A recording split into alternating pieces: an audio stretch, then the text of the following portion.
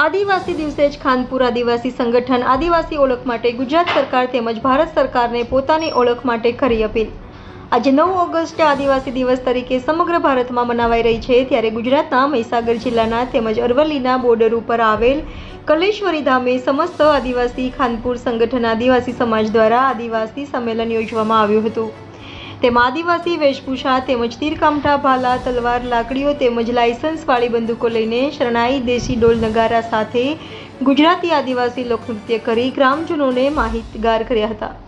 તેમજ છાણી, બાકોર, પોંડરવાળા, ખાનપુર તેમજ અન્ય મહીસાગર જિલ્લાના આસપાસના વિસ્તારના આદિવાસી આ પ્રોગ્રામને આનંદ અને ઉત્સાહથી માણ્યો હતો। તેમજ આદિવાસી નેતા મહેશ ડામોર દ્વારા ભારત અને ગુજરાતમાં ખાનપુર આદિવાસી સંગઠન દ્વારા પોતાની ઓળખ માટે સરકારને આહવાન કર્યું હતું।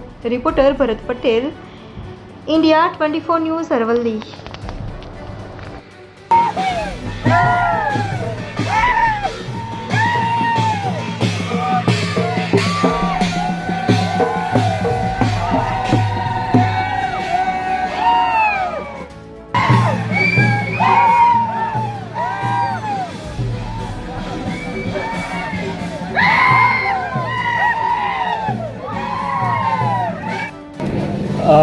યુનો દ્વારા ઘોષિત 9મી ઓગસ્ટ વિશ્વ આદિવાસી દિન નિમિત્તે સમગ્ર ગુજરાત, સમગ્ર ભારત અને સમગ્ર વિશ્વના આદિવાસી સમુદાયને ખાનપુર તાલુકા આદિવાસી સમાજ તરફથી જય જોહાર, વિશ્વ આદિવાસી દિવસની લાખ લાખ શુભેચ્છાઓ પાઠવું છું।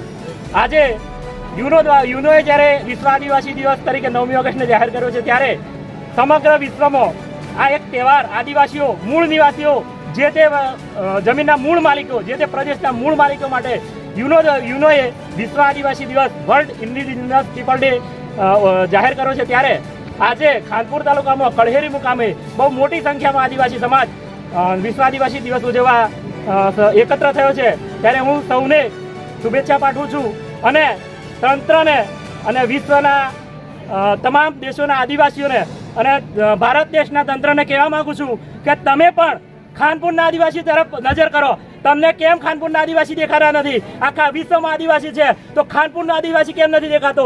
અમારી પાસે ઇન્ડિજિનસ સંસ્કૃતિ છે, 200-300 વર્ષ પહેલાના પુરાવા છે, છતાં પણ તમે અમને ઇન્ડિકેટ કરવામાં, અમને આઈડેન્ટિફાઈ કરવામાં તમે કેમ કૂણું વલણ દાખવો છો? એક મોટો પ્રશ્ન છે। ત્યારે હું સમગ્ર તંત્ર, ગુજરાત સરકાર, ભારત સરકારને કહેવા માંગુ છું કે શું તમે અમારી ઓળખ નથી આપી શકતા? હવે અમે ખાનપુરના આદિવાસીઓ ડીએનએ સેમ્પલ ભેજવા માંગીએ છીએ।